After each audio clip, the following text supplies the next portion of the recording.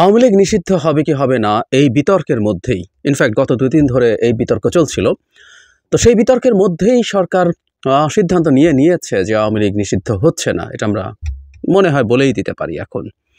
গতকাল একটা নিউজের প্রতি আমাদের নিশ্চয় দৃষ্টি আকৃষ্ট হয়েছে, সেটা হলো আন্তর্জাতিক অপরাধ ট্রাইব্যুনালের যে আইন, সেখানে যে খসড়া অনুমোদন করা হয়েছে, সেখানে দল নিষিদ্ধ করার বিধান রাখেনি। দলের বিরুদ্ধে শাস্তি, শুধু নিষিদ্ধ না, শাস্তিরই বিধান রাখেনি। কি বলা হয়েছে আমরা একটু নিউজ থেকে পড়ি, তারপর এই আলোচনা করতে চাই। এই যে বৈঠকটা হয়েছে, তারপর আইন উপদেষ্টা সাংবাদিকদের সাথে কথা বলেছেন। তিনি বলছেন, আসিফ নজরুল আন্তর্জাতিক অপরাধ সংশোধন অধ্যাদেশের খসড়া বিষয়ে বলেছিলেন, উনি আগে বলেছিলেন, কোনো রাজনৈতিক দলের বিরুদ্ধে মানবতা বিরোধী অপরাধের অভিযোগ প্রমাণিত হলে আদালত চাইলে প্রয়োজনীয় শাস্তিমূলক ব্যবস্থা নেওয়ার সুপারিশ করতে পারেন। আচ্ছা, আজ উনি বলছেন, মানে গতকাল আসলে, আন্তর্জাতিক অপরাধ ট্রাইব্যুনাল সংশোধন অধ্যাদেশ 2024 খসড়াটি উপদেষ্টা পরিষদে বৈঠকে উপস্থাপন করা হয়েছিল এবং এটি গৃহীত হয়েছে। তিনি বলেন, তবে খুব একটা গুরুত্বপূর্ণ বিষয় হয়েছে উপদেষ্টা পরিষদ মনে করেছে আমরা যে অধ্যাদেশ সংশোধনী করেছিলাম সেখানে সংগঠনকে শাস্তি দেওয়ার বিধান ছিল। প্রস্তাবিত সংশোধনীতে বলা হয়েছিল কোনো সংগঠনকে শাস্তি দেওয়ার যদি প্রয়োজন যদি মনে করে শাস্তি দেওয়া দরকার, তাহলে ট্রাইব্যুনাল শাস্তি দেওয়ার সুপারিশ করতে পারবে উপযুক্ত কর্তৃপক্ষের কাছে। আজকে উপদেষ্টা পরিষদের আলোচনায় বলা হয়েছে, আমরা এই বিচারকে অন্য কোনো বিষয়ের সঙ্গে সম্পর্কিত করতে চাই না। রাজনৈতিক দল বা কোনো সংগঠনকে নিষিদ্ধ করার প্রশ্ন এলে এই আইনকে অযথা প্রশ্নবিদ্ধ করার সুযোগ সৃষ্টি হবে। আমরা সেই সুযোগ দিতে চাই না। আমরা একদম স্বচ্ছতার সঙ্গে বিচারটি করতে চাই, সেজন্য এই বিধান বাতিল করা হয়েছে। তার মানে এই বিধানটা থাকছে না। তারপর ডক্টর আসিফ নজরুল বলছেন, এটার কোনো তাৎপর্য আছে কিনা সেটা নিয়েও কথা বলবো। তিনি বলছেন, তারা অনুভব করেছেন কোনো রাজনৈতিক দল বা সংগঠনের অপরাধমূলক কার্যক্রমের জন্য যদি নিষিদ্ধ করার প্রয়োজন হয়, যদি নিষিদ্ধ করার দাবি সমাজে ওঠে, তাহলে অন্যান্য আইন রয়েছে, সেসব আইনে নিষিদ্ধ করার বিধান আছে। সন্ত্রাস দমন আইনে রয়েছে, নির্বাচনী আইনে রয়েছে, দ্য পলিটিক্যাল পার্টিজ অর্ডিন্যান্স 1978 রয়েছে। কাজেই এখানে মানে আন্তর্জাতিক অপরাধ ট্রাইব্যুনালের যে আইন, এই বিধানটি নেই দেখে জনমতের প্রতি, জনদাবির প্রতি শ্রদ্ধা জানিয়ে এ ধরনের কোনো পদক্ষেপ নেওয়ার সুযোগ থাকলো না, এটা নয়। আন্তর্জাতিক অপরাধ ট্রাইব্যুনাল আইনে থাকলো না, কিন্তু দেশে প্রচলিত অন্যান্য আইন রয়েছে। রাজনৈতিক ঐক্যমত্য হলে সেটা পরে বিবেচনা করা যাবে। কিভাবে দেখবো এই ব্যাপারটা? এক ধরনের, শেষের কথা হলো এক ধরনের সান্ত্বনা, কারণ এটা নিয়ে যথেষ্ট সমালোচনা আছে, সমালোচনা হবে সেটা তিনি প্রেডিক্ট করেছেন এবং সেই প্রেডিক্ট করাটা সঠিক। বেশ কিছু সমাজের বিভিন্ন জায়গা থেকে পপুলারলি আওয়ামী লীগ নিষিদ্ধ করার দাবি উঠেছে। বিশেষ করে এখন অভ্যুত্থানের সামনের সারিতে থাকা ছাত্ররা খুব কঠোরভাবে দাবি জানিয়েছেন। আরও বেশ কিছু রাজনৈতিক দল আছে, এবং আমরা যখন সাধারণ মানুষের সাথেও কথা বলি, হ্যাঁ, এই দাবিটা অনেক মানুষের মধ্যে আছে, এটা খুবই পপুলার একটা দাবি। কিন্তু সরকার বলছেন যে এটা যদি হয় তাহলে অন্যান্য আইনে করা যাবে। এই কথাগুলো আসলে এক ধরনের সান্ত্বনা পুরস্কার আমরা বলি না, এটা সান্ত্বনা পুরস্কার। কারণ সরকারের যদি আওয়ামী লীগকে নিষিদ্ধ করার অপশান রাখতে চাই, তো সেটা এই আইনেই রাখা বেটার ছিল, সেফার ছিল। কেন আমি সেই প্রসঙ্গে আসছি সেটা দূরে থাকুক, আরেকটা কথাও জরুরি, একটা বিধান রাখা ডাজন্ট নেসেসারিলি মিন যে তাকে সেই আইনের শাস্তি দেওয়ার প্রসেসেও আনতে হবে। ধরুন এর মধ্যে সংগঠনকে অভিযুক্ত করার এবং বিচার করার ধারা আছে, এরপর এটা জরুরি না যে এই ধারার অধীনে আপনার আওয়ামী লীগকে বিচারের আওতায় আনতে হবে, কিন্তু সরকার আইন থেকে এটা বাদ দিয়েছে। এটার একটা গুরুত্বপূর্ণ সিগনিফিক্যান্স আছে, আসবো সেখানেও। তাহলে যে কথাটা বলছিলাম, যে এই আইনে থেকে কেন এটা বেটার, এটা বেটার এই কারণে যে এটা একটা বিচারিক প্রক্রিয়ার মাধ্যমে, যেমন ধরুন খুবই আলোচিত, সবচেয়ে সহজে আওয়ামী লীগকে নিষেধ করার উপায় হচ্ছে সন্ত্রাস দমন আইন 2009।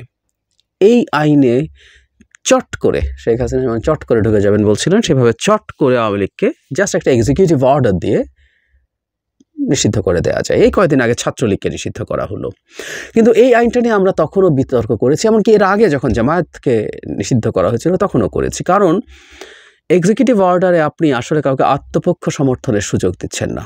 একটা বিচারিক প্রক্রিয়া যদি এই কোর্টে, এই ট্রাইব্যুনালে আওয়ামী লীগের সংগঠন হিসেবে বিচারে তোলা হতো, তারা যদি তাদের লয়ার নিয়োগ করতো, তারা তাদের আত্মপক্ষ সমর্থন করতো, ডিবেট করতো এবং যে অভিযোগে তার বিচার করা হবে মানবতা বিরোধী অপরাধ, সেটাও রাষ্ট্রপক্ষ যথেষ্ট দলিল এবং প্রমাণ উপস্থাপন করে লেজিটিমেসি তৈরি করে নিষিদ্ধ করা। ফলে সে নিষিদ্ধ করার জন্য একটা লজিক্যাল, এথিক্যাল, লিগ্যাল গ্রাউন্ড অনেক শক্তভাবে তৈরি হয়। সুতরাং এই আইনের মাধ্যমেই সেটা করা উচিত ছিল। সন্ত্রাস দমন আইনে চট করে করা যায়, কিন্তু সেটা আসলে খুবই সিরিয়াস বিতর্ক তৈরি করার মতো বিষয়। আমরাই বিতর্ক করেছি। ছাত্রলীগকে সেটা করা হয়েছিল, কেউ বলতে পারে না আওয়ামী লীগকে প্রয়োজনে করা হবে।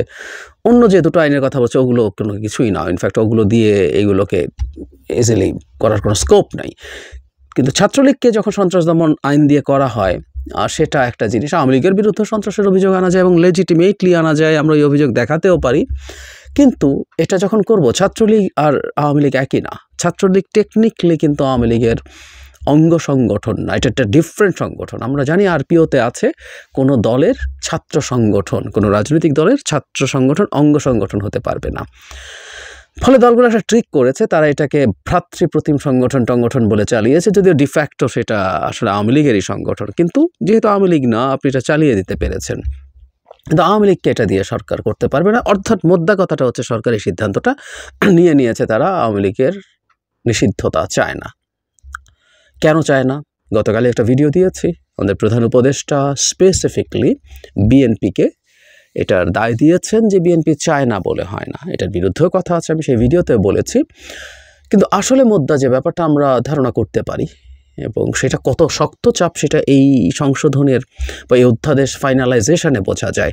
সেটা হচ্ছে উপদেষ্টা জনাব আসিফ, মানে এটা হচ্ছে স্টুডেন্ট প্রতিনিধি আসিফ, তিনি জাহাঙ্গীরনগরে ক্লিয়ারলি দূতাবাসের চাপের কথা বলেছেন। আমি তখনও এটাই প্রেডিক্ট করেছিলাম, এটাই আসলে প্রধান কারণ। একটা সরকারে যখন কেউ থাকে, কেউ কেউ খুব বড় কথা বলতেই পারেন যে বাইরে চাপ যাচ্ছে তো কি হয়েছে, শেখ হাসিনার সাথে তো ভারত কঠোরভাবে ছিল, শক্তভাবে ছিল, কিন্তু শেখ হাসিনাকে আমরা ফেলে দিতে পারিনি। হ্যাঁ, পেরেছি। কিন্তু আবার সরকার চালাতে গেলে সব ক্ষেত্রে সব সময় সব দেশের সাথে সংঘাতের পথে যাওয়া সঠিক হবে না। এই ধরনের তথ্য আমরা পাই।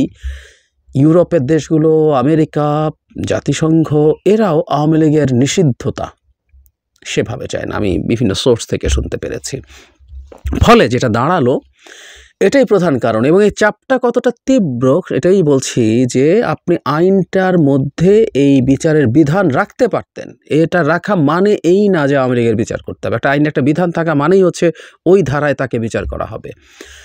কিন্তু সরকার সেটুকুও পারেনি। সরকারকে এটা এখনই একরকম ঘোষণা করে দিতে হয়েছে, সরকার আওয়ামী লীগের বিরুদ্ধে লিগ্যাল অ্যাকশানে যাচ্ছে না, সরকার আওয়ামী লীগকে নিষিদ্ধ করছে না।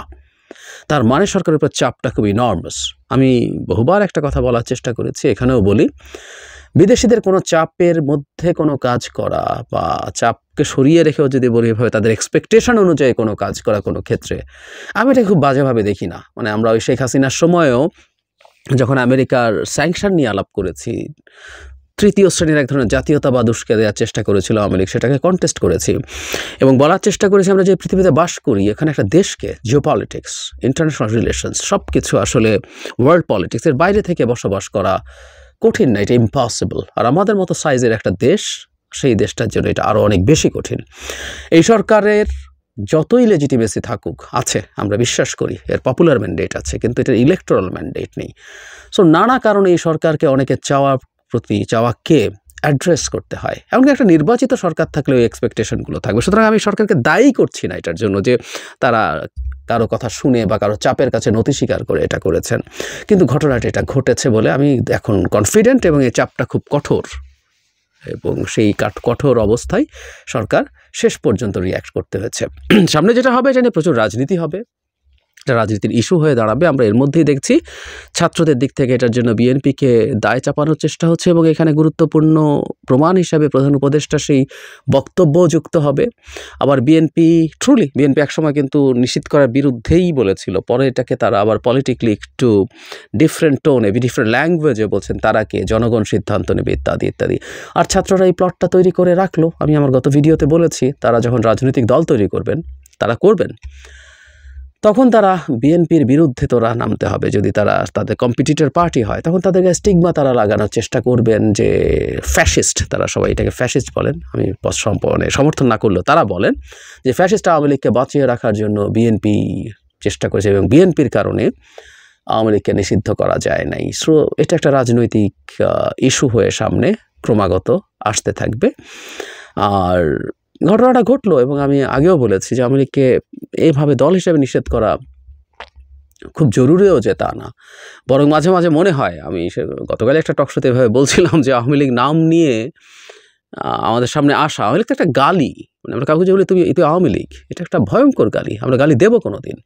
সো এই গালি, এই আওয়ামী লীগের নাম নিয়ে আসা আওয়ামী লীগের জন্য ঠিক পজিটিভ বলে আমার মনে হয় না। এই আওয়ামী লীগ যখন আসবে, তার নাম উচ্চারণ করবে, তার সেই মুজিব কোট পরে আসবে, তার সেই স্লোগানগুলো দিবে, এগুলো ক্রমাগত আওয়ামী লীগকে আমাদের সামনে মনে করাতে থাকবে এবং আমাদের ঘৃণাকে বাড়াতে থাকবে, এবং এই ঘৃণা বহু বহু বছর থাকবে।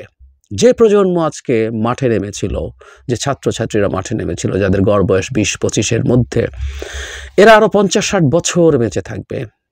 এই প্রজন্ম আওয়ামী লীগকে ভুলবে না। তার সাথে সরাসরি কনফ্রন্টেশন হয়েছে, তাদের সন্তানদের, তাদের নাতি নাতনিদের তারা এই গল্প শোনাবে।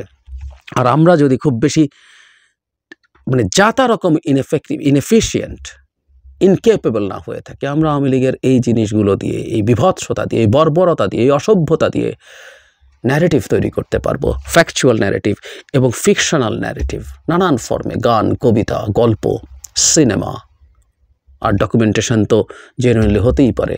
আওয়ামী লীগকে খবর দিয়ে যাওয়া যাবে বহু বছরের জন্য, আমরা বিশ্বাস করি আমরা সেটা পারবো।